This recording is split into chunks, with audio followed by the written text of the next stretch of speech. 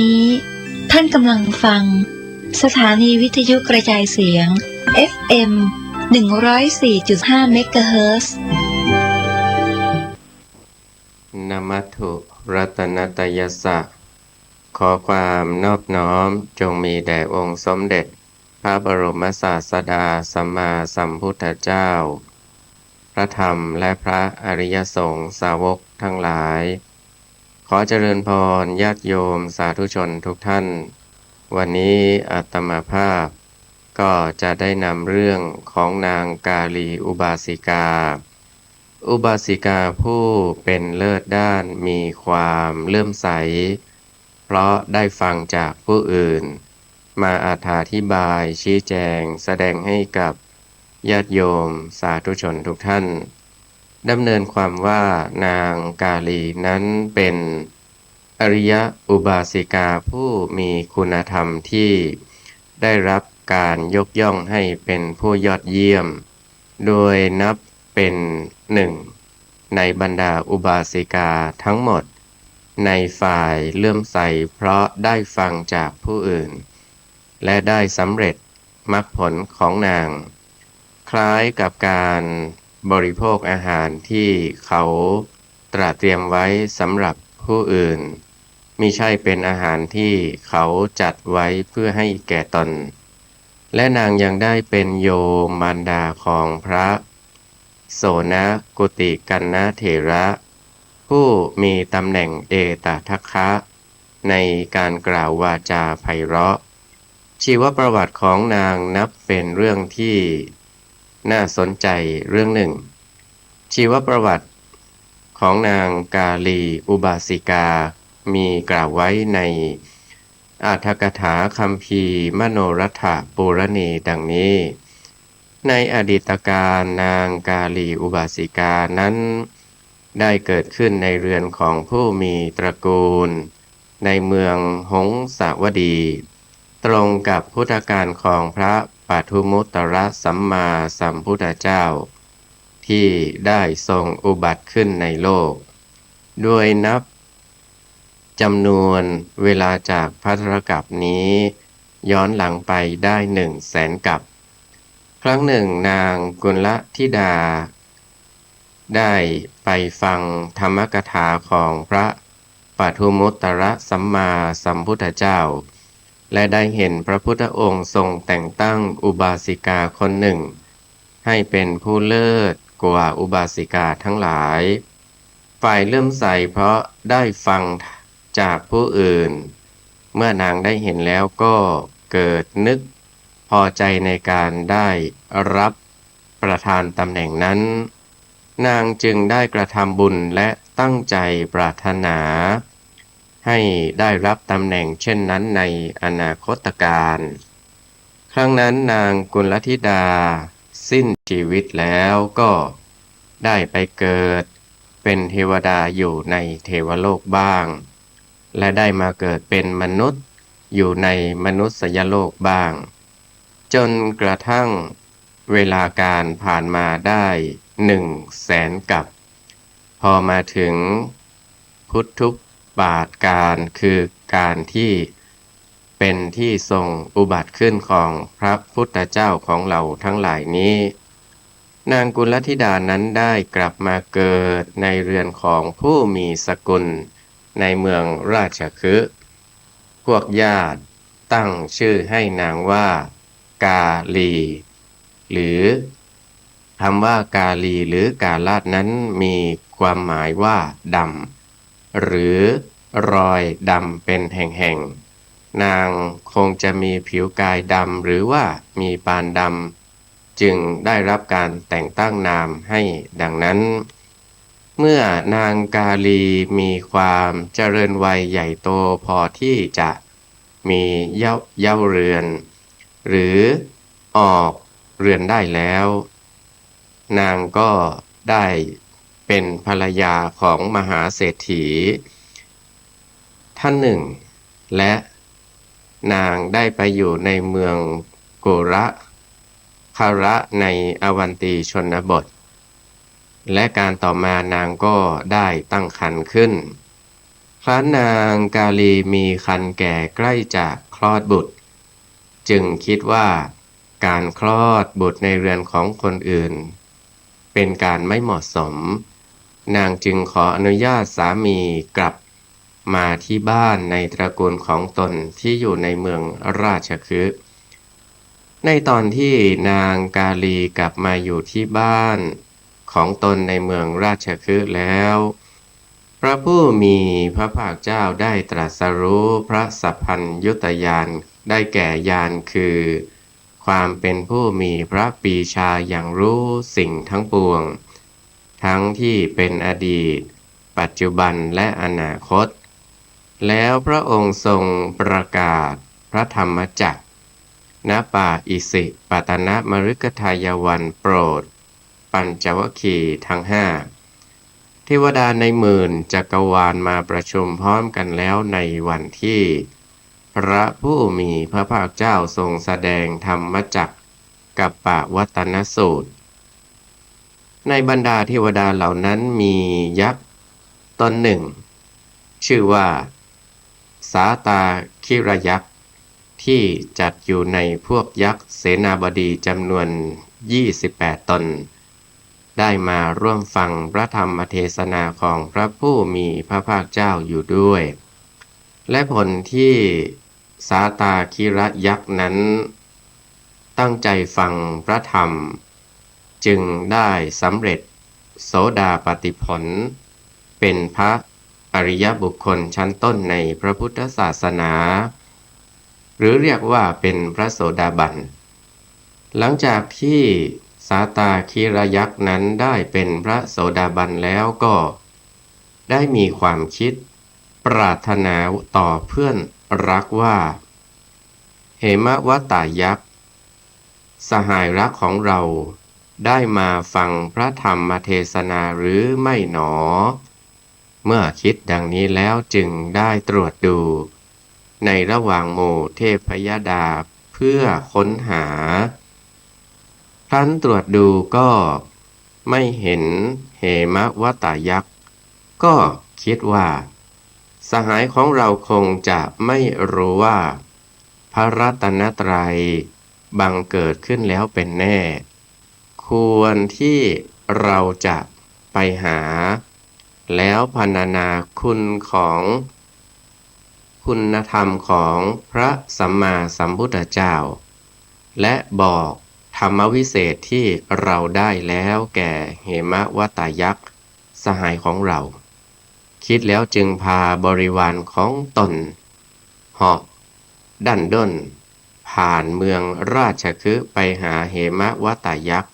ในทันทีทันใดฝ่ายเหมวัตตายักษ์แลเห็นป่าหิมพานต์อันกว้างใหญ่ได้3,000 โยชน์ต้นไม้ได้มีดอกบานสะพรั่งนอกฤดูก็เห็นผิดสังเกตก็ทำให้หวนนึกถึงสาตาคิรยักษ์ผู้เป็นสหายรักหวังจะไปชวนให้ไปเที่ยวในป่าหิมพานต์ด้วยกันยักษ์ทั้งสองตนนั้นเป็นสหายที่มีเจตนาดีต่อกันแม้จะมีเหตุผลต่างกันแต่เจตนาที่ตั้งไว้ดีต่อกันเป็นเครื่องแสดงถึงความหมายว่าเป็นมิตรแท้มิใช่มิตรเทียมที่มีเล่ห์เหลี่ยมมากมิตรแท้ดูเห็นง่ายเมื่อคบแล้วมีแต่ความจริงใจและความสบายใจไม่ใช่ต่อหน้าอย่างลับหลังอย่างผู้มีเจตนาดีย่อมได้ประสบผลดีสาตาคิรยักษ์พร้อมด้วยบริวารได้มาพบกับเหมวัตตายักษ์พร้อมกับบริวารณเบื้องบนอากาศตรงกับบ้านอันเป็นสถานที่อยู่ของนางกาลีอุบาสิกาเบื้องแรกยักษ์บริวารของทั้งสองพวกมาเผชิญหน้ากันก่อน ต่างฝ่ายต่างไต่ถามถึงหัวหน้าของกันและกัน ครั้นทราบแล้ว ได้พร้อมกันแสดงความรื่นเริงบันเทิงใจ ต่อจากนั้นจึงเรียนให้ยักษ์เสนาบดีผู้เป็นหัวหน้าของตนทราบ สาตาคิรยักษ์พอพบหน้าเหมวตายักษ์จึงเอ่ยถามขึ้นว่า ดูก่อนสหายท่านจะไปไหนเนาะเหมวตายักษ์ตอบว่า เราจะไปหาสหายน่ะสิ สาตาคิรยักษ์ถามหาสาเหตุว่า ท่านจะไปหาเราทำไม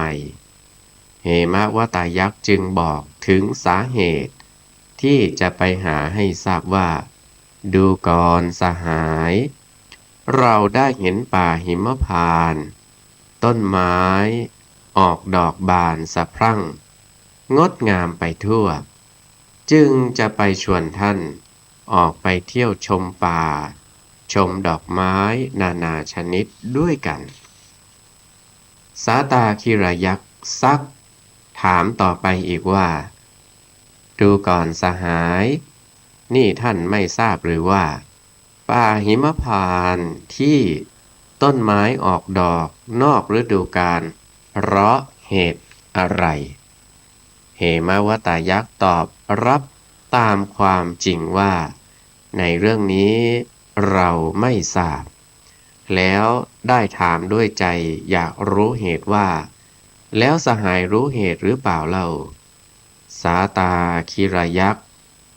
กล่าวว่า ดูก่อนสหาย พระสิทธัตถะราชกุมารผู้เป็นพระราชโอรสของพระเจ้าสุทโธทนมหาราช ได้ทรงกระทำ10,000 โลกธาตุให้หวั่นไหว แล้วตรัสรู้เป็นพระพุทธเจ้า ได้ทรงแสดงปฐมเทศนาคือพระธรรมเทศนากันแรก ชื่อว่าธรรมจักกัปปวัตนสูตร ในท่ามกลางเทวดาใน10,000 จักรวาล และบรรพชิตปัญจวัคคีย์ทั้ง5ได้รับฟัง เหตุนี้ท่านไม่ทราบหรอกหรือ เหมวตายักษ์กล่าวว่า เราไม่รู้เหตุนี้เลยสหาย สาตาคิรยักษ์กล่าวว่า ดูก่อนสหาย ความเข้าใจของท่านที่เห็นดอกไม้ออกดอกนอกฤดูกาลบานสะพรั่งในป่าหิมพานต์นั้นยังไม่ถูกต้อง ความจริงนั้นวันนี้ทั้ง10,000 จักรวาลต้นไม้ออกดอกบานปรากฏไปทั่วไป เหมือนพวงมาลัยที่ร้อยไว้ทั้งสิ้น เพื่อเป็นเครื่องสักการะบูชาพระมหาบุรุษพุทธเจ้า เหมวตายักษ์กล่าวว่า ดูก่อนสหาย เรื่องต้นไม้ออกดอกนอกฤดูกาลของดไว้ก่อน พระมหาบุรุษผู้ทรงเป็นบรมครูของชาวโลกนั้น ท่านได้เห็นมาเอง หรือว่ามีใครบอกแก่ท่าน เหมวตายักษ์ถามด้วยความสนใจเป็นอย่างยิ่ง สาตาคิรยักษ์กล่าวว่า ดูก่อนสหาย มหาบุรุษนั้นเราได้เห็นมาด้วยตาของเราเอง ไม่มีใครบอกเราหรอก และยิ่งไปกว่านั้นยังมีอีกสหายเอ๋ยคือเราได้ฟังพระธรรมเทศนาของพระองค์ พร้อมกับได้ดื่มอมตะธรรม คือธรรมอันไม่ตายอีกด้วย การที่เรามาหาสหายในบัดนี้ มีความประสงค์จะให้สหายของเราได้ดื่มอมตะธรรมเหมือนกับเราบ้าง ขณะที่ยักษ์ทั้งสองตนกำลังสนทนากันอยู่นั้น พอดีนางกาลีอุบาสิกาลุกขึ้นจากที่นอนก็มาได้ยินเสียงการสนทนานั้น จึงพิจารณาว่าเสียงนี้ดังมาจากไหนหนอ แล้วทราบว่าเสียงนี้ดังมาจากข้างบน และเสียงนี้ไม่ใช่เสียงของมนุษย์ต้องเป็นเสียงของอมนุษย์อย่างแน่นอนครั้นนางพิจารณาอย่างท่องแท้แน่นอนแล้วจึงนั่งตั้งใจฟังการสนทนาธรรมะของยักษ์ทั้งสองตนนั้นต่อไปลำดับนั้นสาตาคิรายักษ์จึงกล่าวขึ้นว่าอัจฉะปนรโสอุโปสะโถทิพรติเป็นต้นความว่าวันนี้เป็นวันอุโบสถ15 ค่ำคืนนี้เป็นคืนที่ประเสริฐเราทั้งสองไปเฝ้าพระสมณโคดมพุทธเจ้าผู้ประเสริฐกันเถิดเหมวตายักษ์จึงถามว่ากัจจิมโนสุปนิหิโตสัพพภูเตสุเป็นต้นความว่าพระทัยของพระสมณโคดมบรมศาสดานั้นตั้งมั่นเป็นอันดีหรือการทรงพระดำริของพระสมณโคดมบรมศาสดาเป็นอย่างไรตั้งอยู่ในอิทธารมณ์คืออารมณ์อันน่ารักใคร่หรือในอนิถารมณ์คืออารมณ์อันไม่น่ารักใคร่คำถามของเหมวตายักษ์นี้ได้ถามถึงความประพฤติทางกายทางใจและการเลี้ยงชีวิตของพระผู้มีพระภาคเจ้าเป็นลำดับไปสาตาคิรายักษ์จึงกล่าวแก้ไขให้เหมวตายักษ์สิ้นสงสัยทุกประการทั้งกล่าวแสดงพระสรีระสมบัติคือความงามพร้อมแห่งพระวรกายและพระคุณสมบัติของพระผู้มีพระภาคเจ้าให้เหมวตายักษ์ฟังโดยตลอดส่วนเหมวตายักษ์ได้ตั้งใจฟังทั้งส่งกระแสใจไปตามพระธรรมเทศนาก็ได้สำเร็จพระโสดาปัตติผล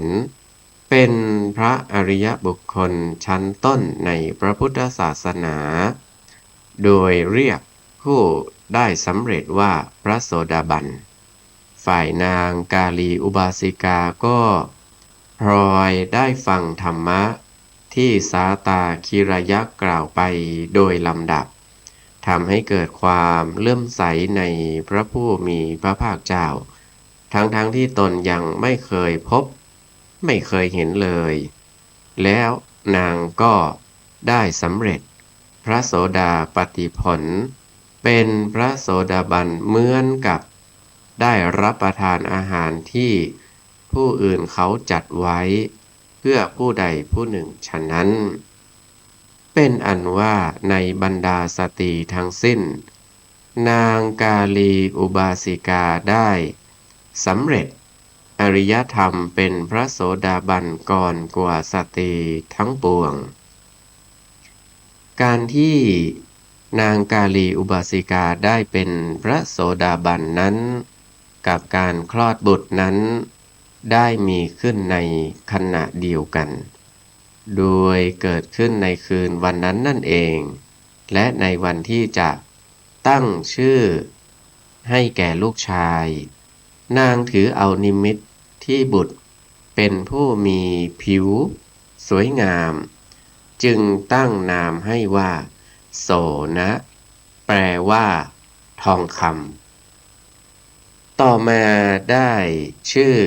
ของท่านมีคำต่อท้ายว่ากุติกันนะหมายถึงผู้มีตุ้มหู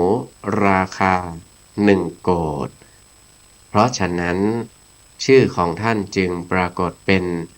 โสนะกุติกันนะหมายถึงว่าโสนะผู้ใส่ตุ้มหูราคา1 โกฏ1 โกฏก็เป็นชื่อมาตรานับ1 โกฏก็เท่ากับ10 ล้าน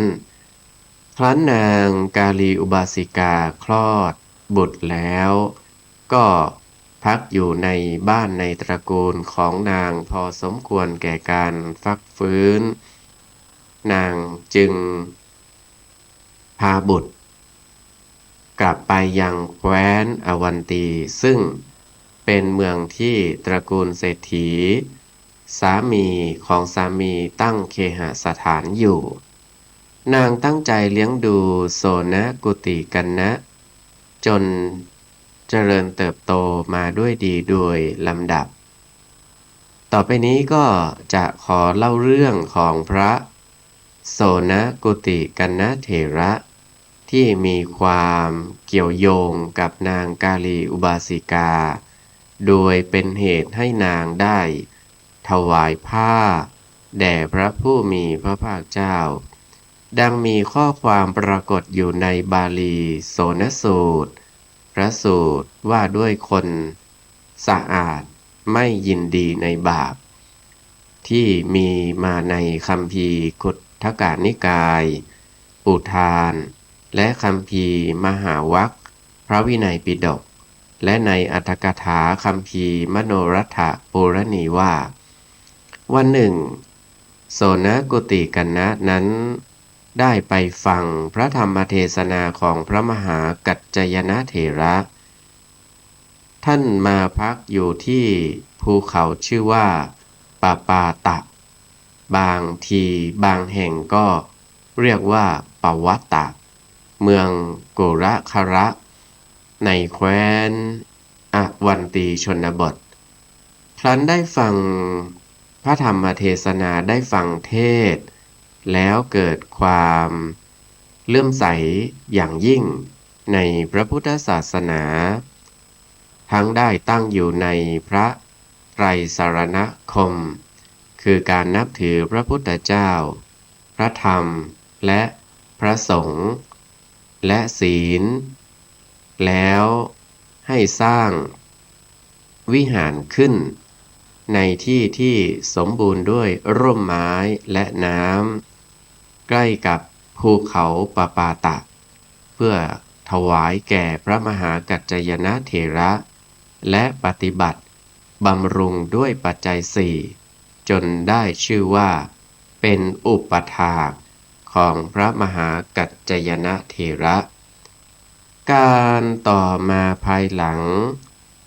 โสนกุติกันนะได้ขอบวชในพระพุทธศาสนา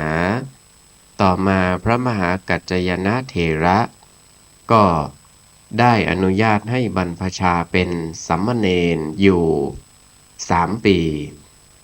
เหตุที่ต้องบรรพชาเป็นสัมมเณรอยู่นานเพราะในชนบทยังมีพระไม่พอที่จะทำสังฆกรรมในการบวชแก่กุลบุตรได้ต่อเมื่อเวลามีพระครบจำนวน10 รูปแล้ว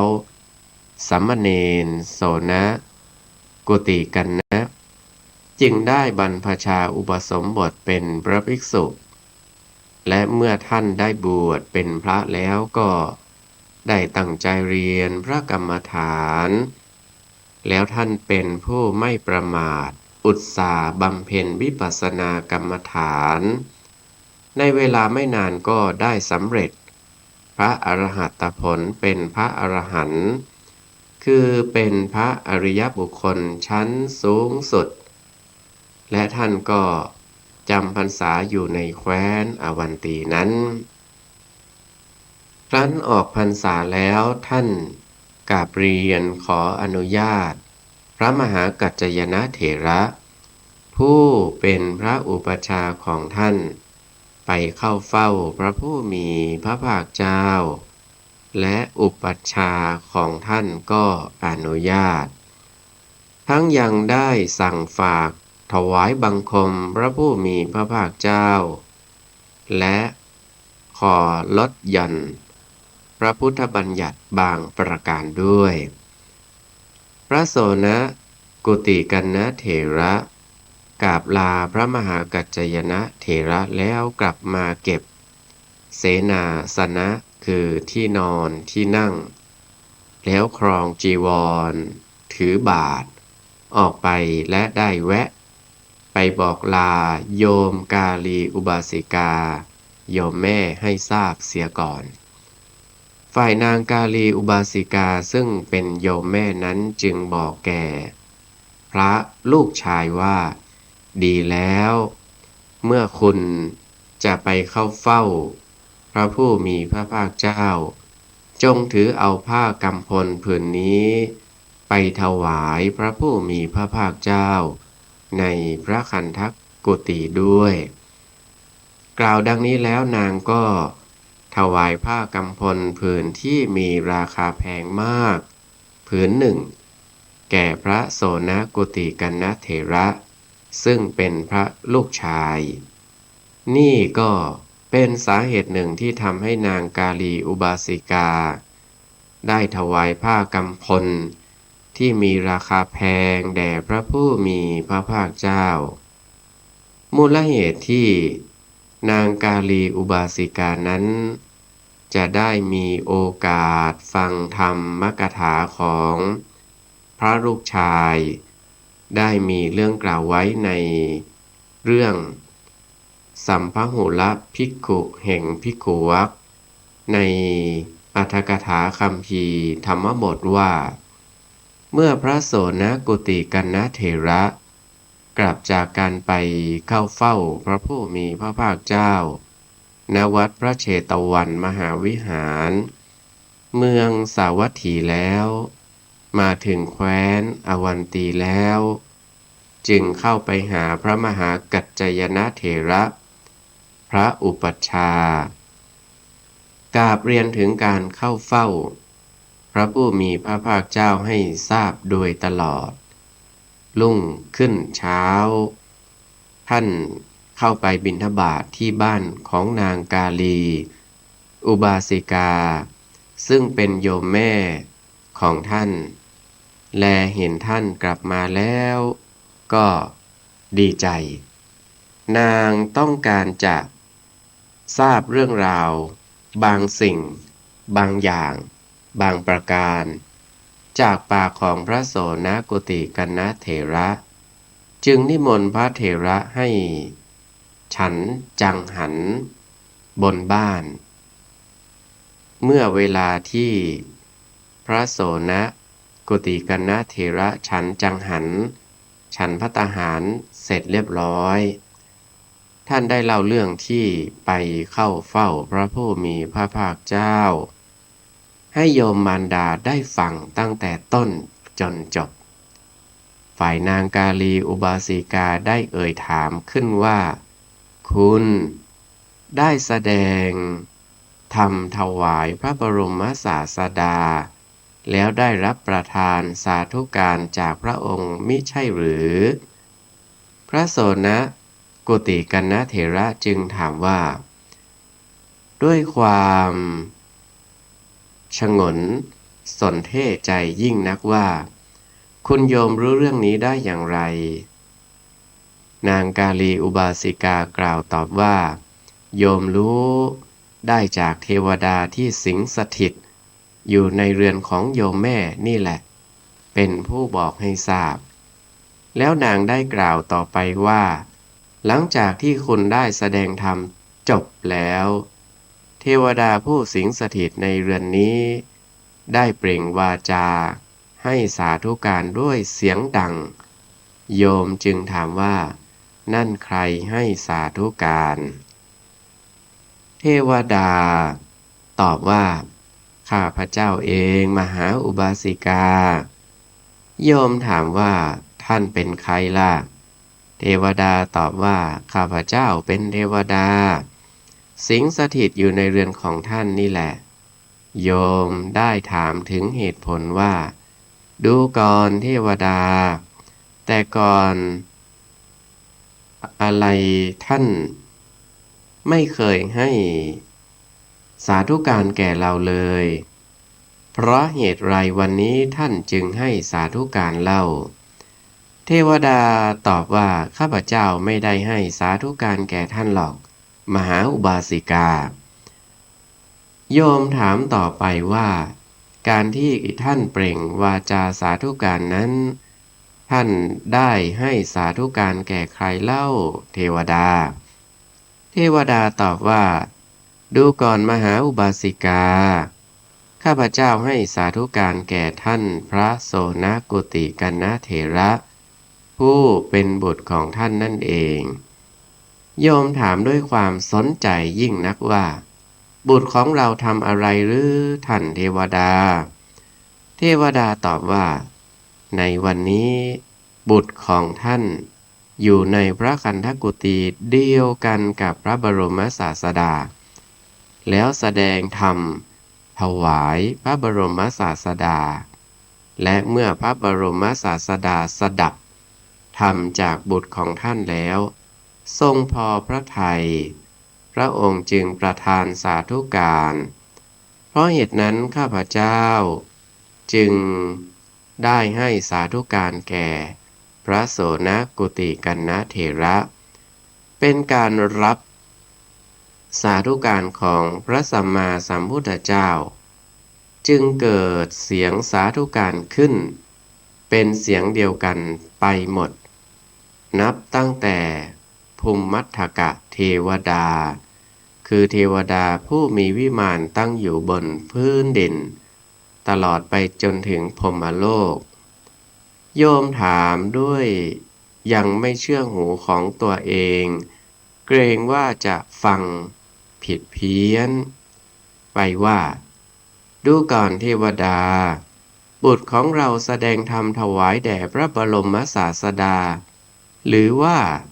พระบรมศาสดาทรงแสดงธรรมแก่บุตรของเรากันแน่เทวดาตอบว่าดูก่อนมหาอุบาสิกา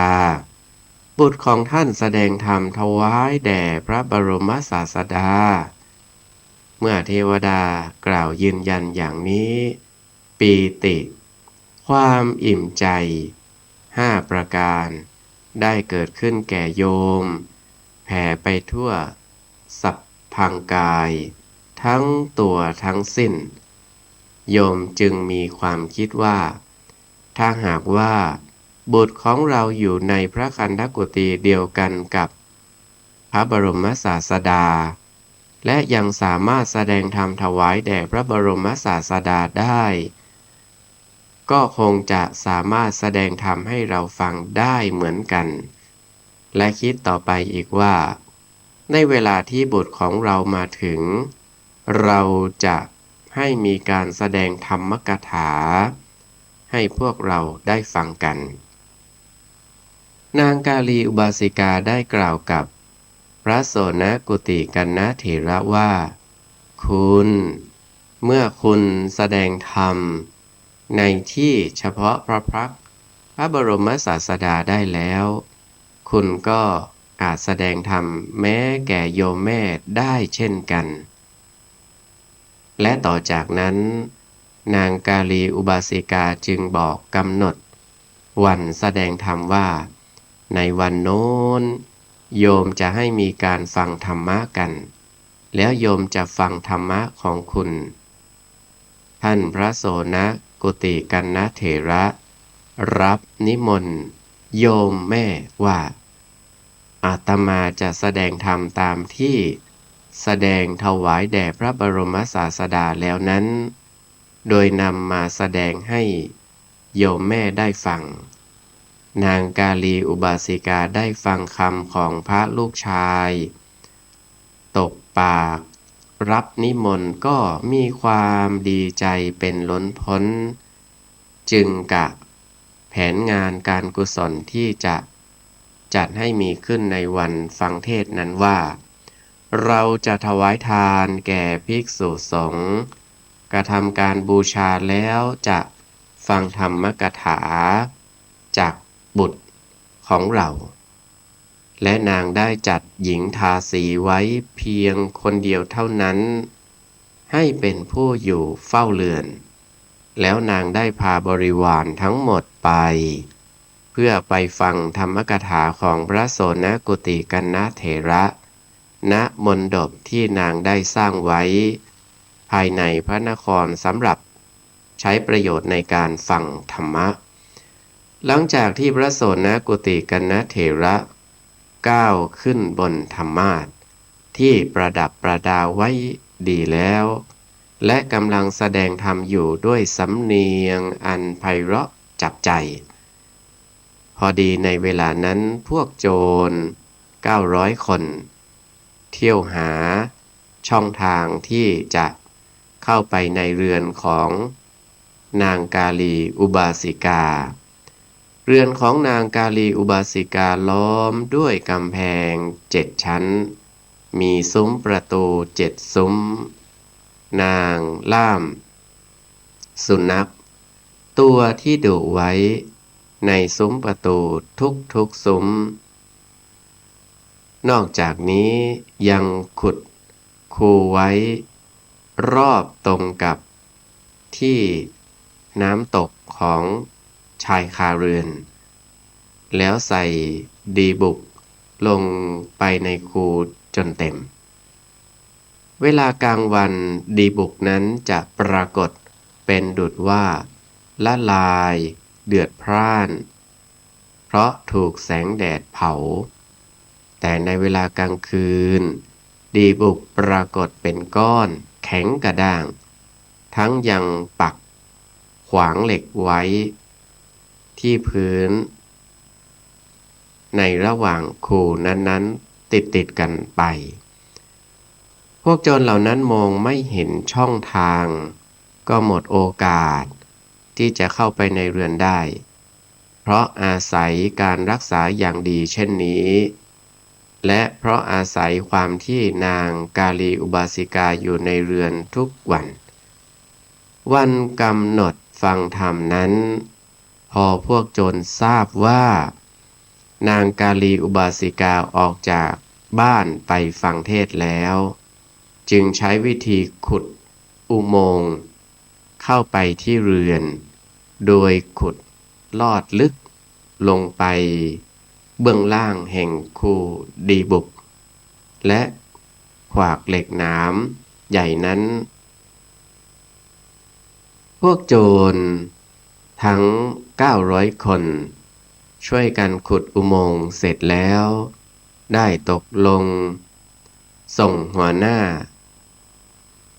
ไปยังมณฑป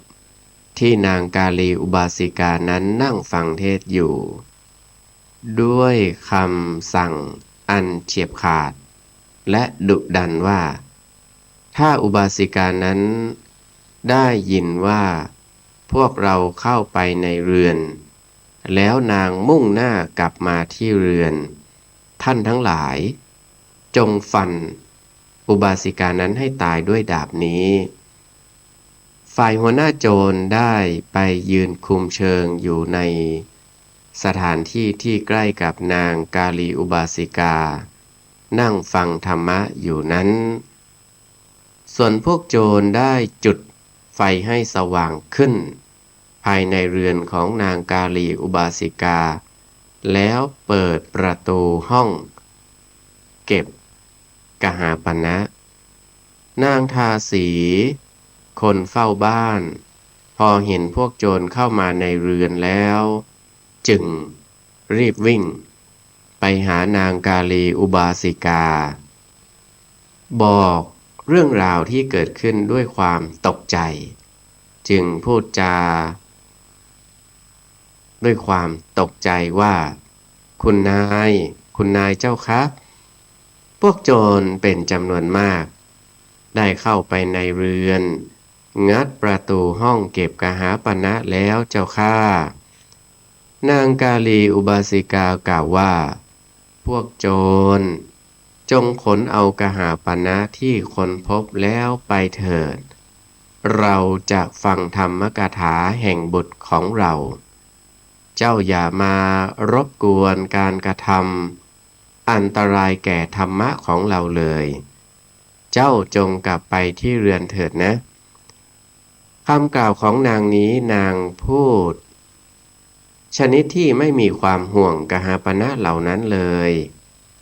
แต่ห่วงการฟังธรรมะมากกว่าฝ่ายพวกโจรได้ช่วยกันขนกหาปณะไปจนหมดห้อง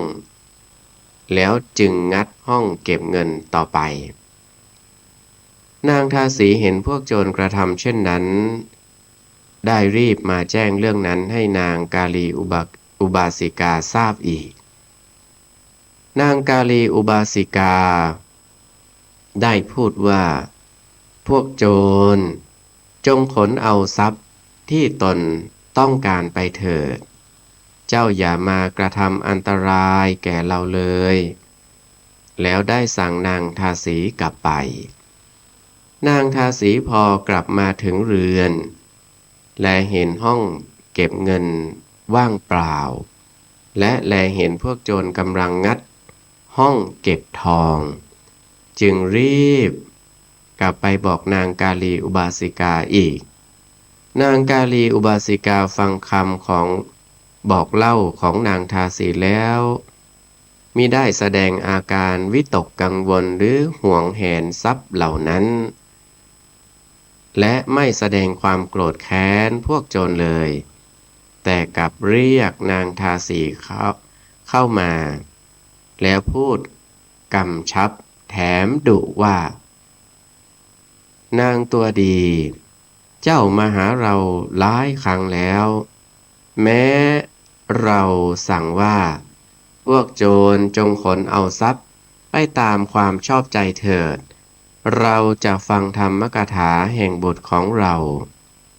เจ้าอย่ามากระทำอันตรายแก่เราเลยเจ้าก็ไม่เอื้อเฟื้อเชื่อฟังถ้อยคำของเรายังขืนมาซ้ำแล้วซ้ำเล่าร่ำไปคราวนี้ถ้าเจ้ากลับมาหาเราอีกเราจะกระทำการลงโทษแก่เจ้าจงกลับไปที่บ้านเถิดแล้วส่งนางทาสีให้กลับไปที่บ้านหัวหน้าโจรได้ฟังคำพูดของนางกาลีอุบาสิกาแล้วนึกกลัวขึ้นมาว่าเมื่อพวกเรานำทรัพย์สินต่างๆของอุบาสิกาผู้มีคุณธรรมคุณงามความดีมากเห็นปานนี้ไปสายฟ้าจะตกฟาด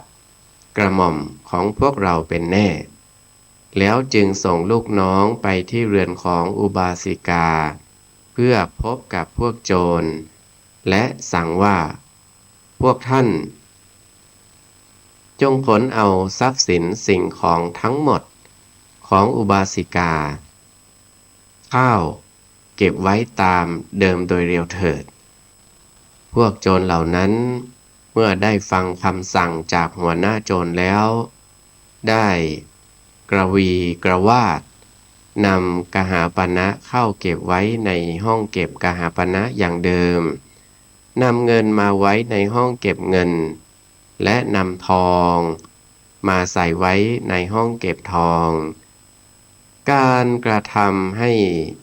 ห้องต่างๆเต็มด้วยทรัพย์สินเหล่านั้นมิได้ขาดหายไปไหนเลย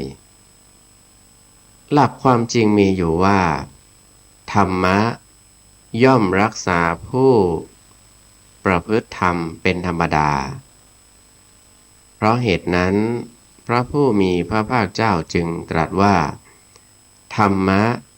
ย่อมรักษาบุคคลผู้ประพฤติธรรมธรรมะที่บุคคลประพฤติดีแล้วย่อมนำความสุขมาให้นี้เป็นอานิสงส์ของธรรมะที่บุคคลประพฤติดีแล้วผู้ประพฤติธรรมเป็นปกติย่อมไม่ไปสู่ทุกขติ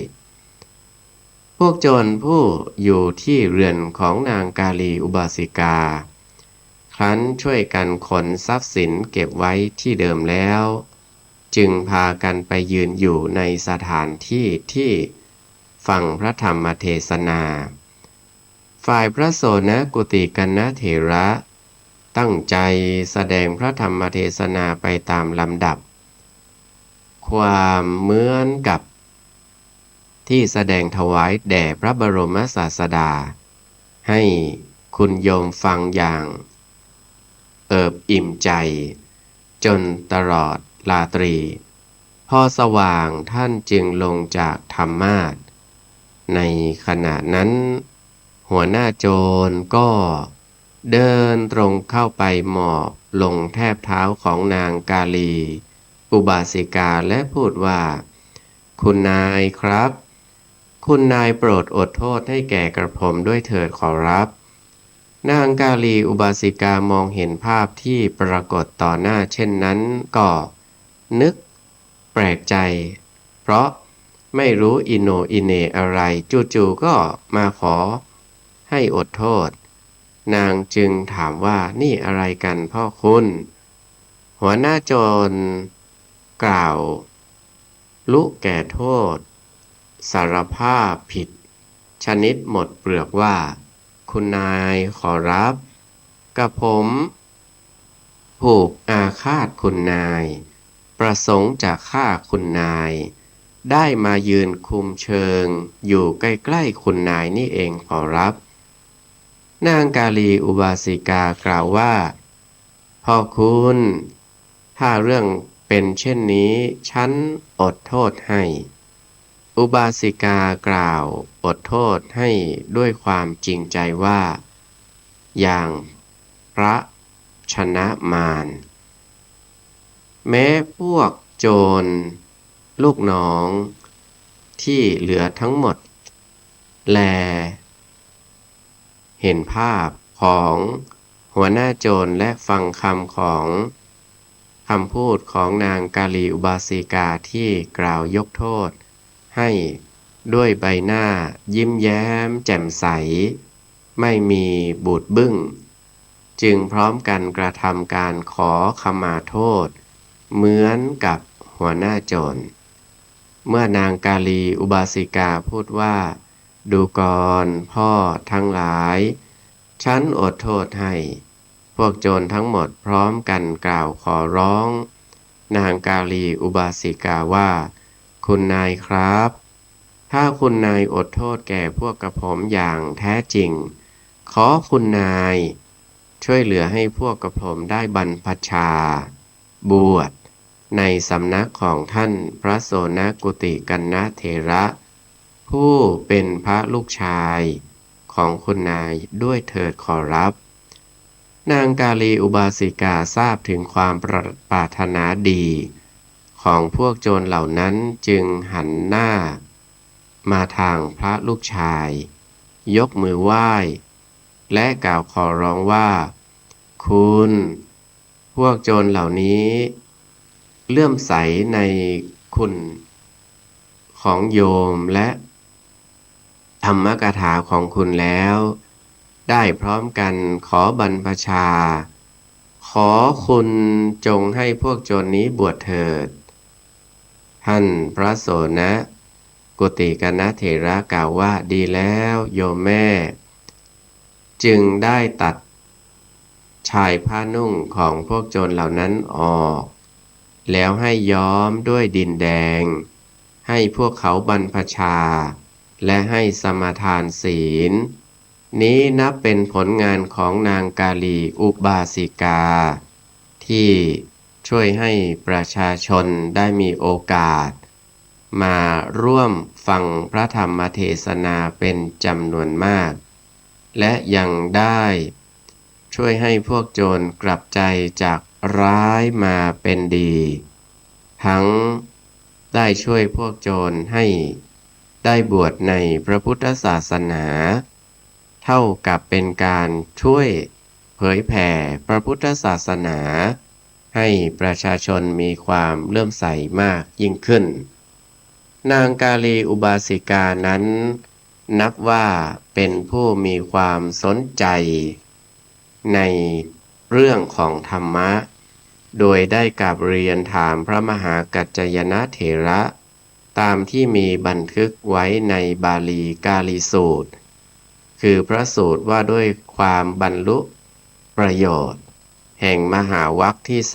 3คัมภีร์อังคุตรนิกายทัศกานิบาตว่าสมัยหนึ่งพระมหากัจจยนะเถระอยู่ที่ภูเขาปวัตตะ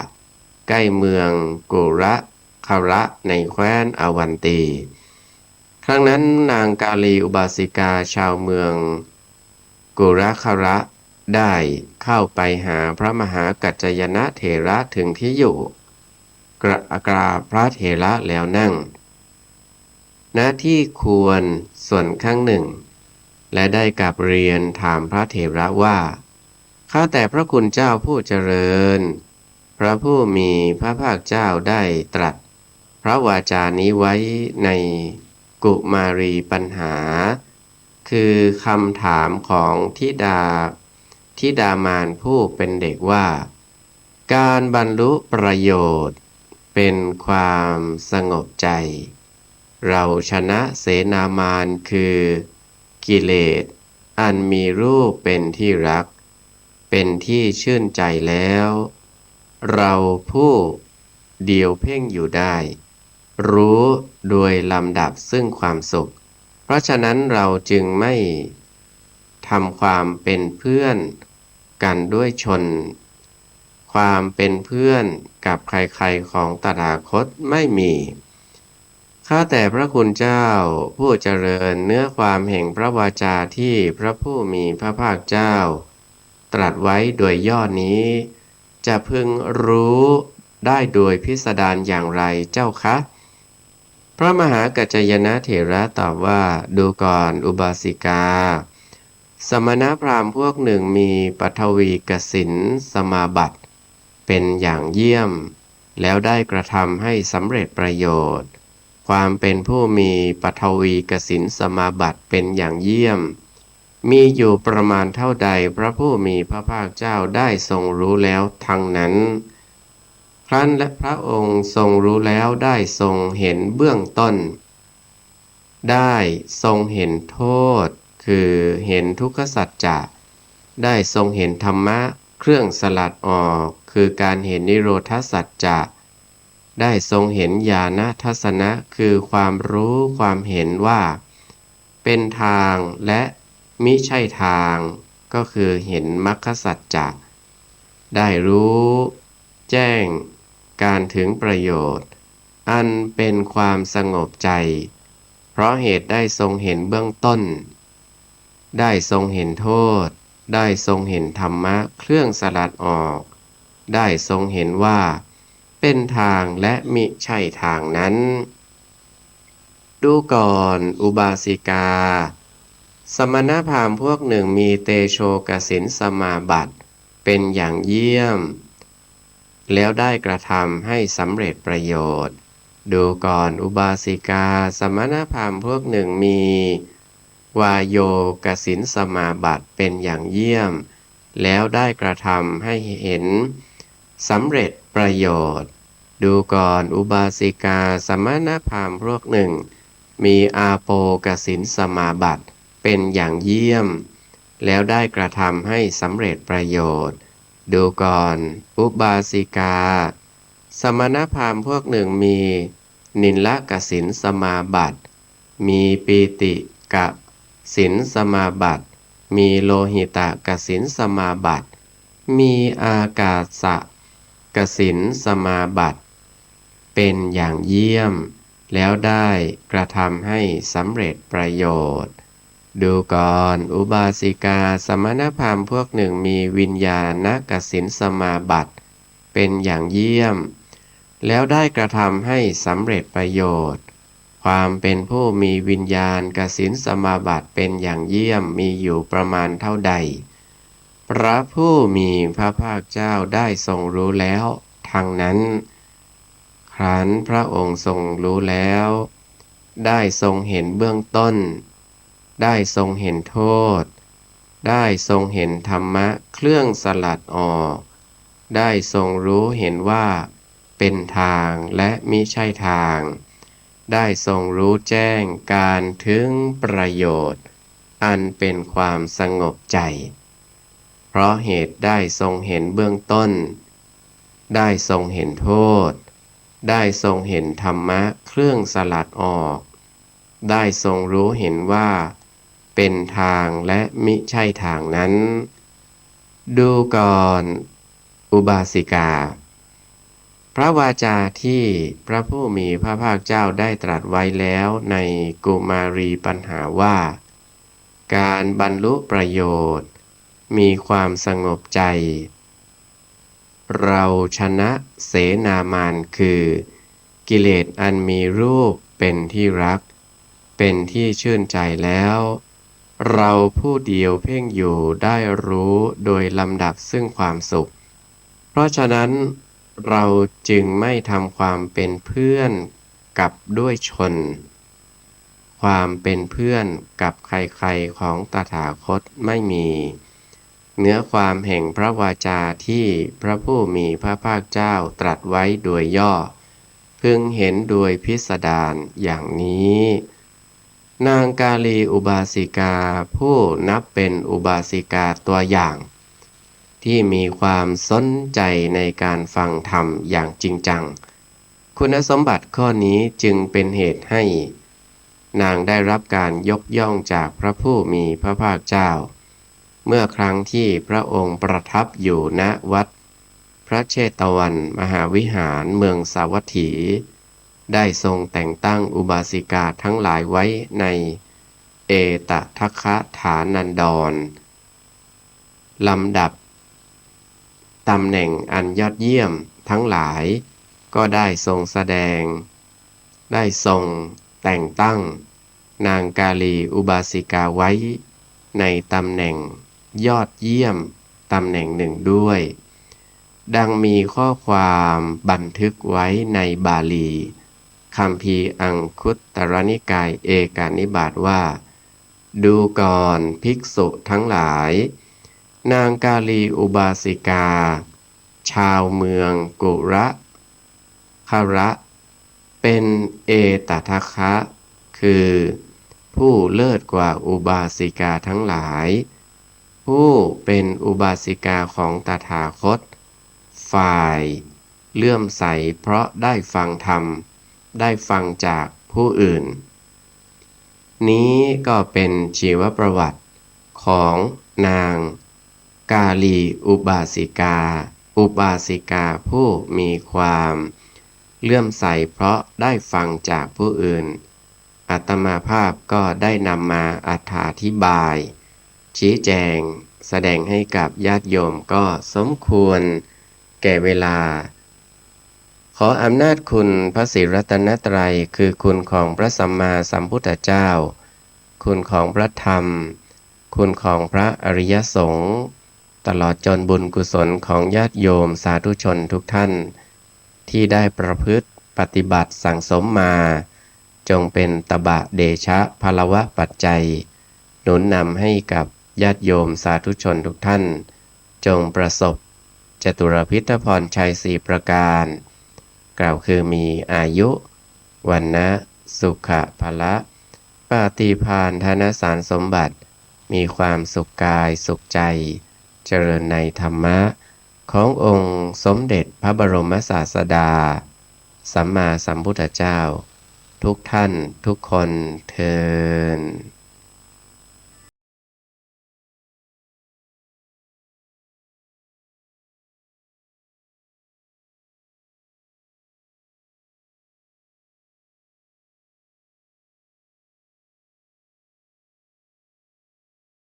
ใช้สื่อให้เป็นประโยชน์ภายในประเทศควรจะมีรายการวิทยุเผยแผ่พระพุทธศาสนาประจำจังหวัดอย่างน้อย1 ชั่วโมงต่อ1 วันเพื่อประชาสัมพันธ์หรือเทศนาอบรมสั่งสอนประชาชน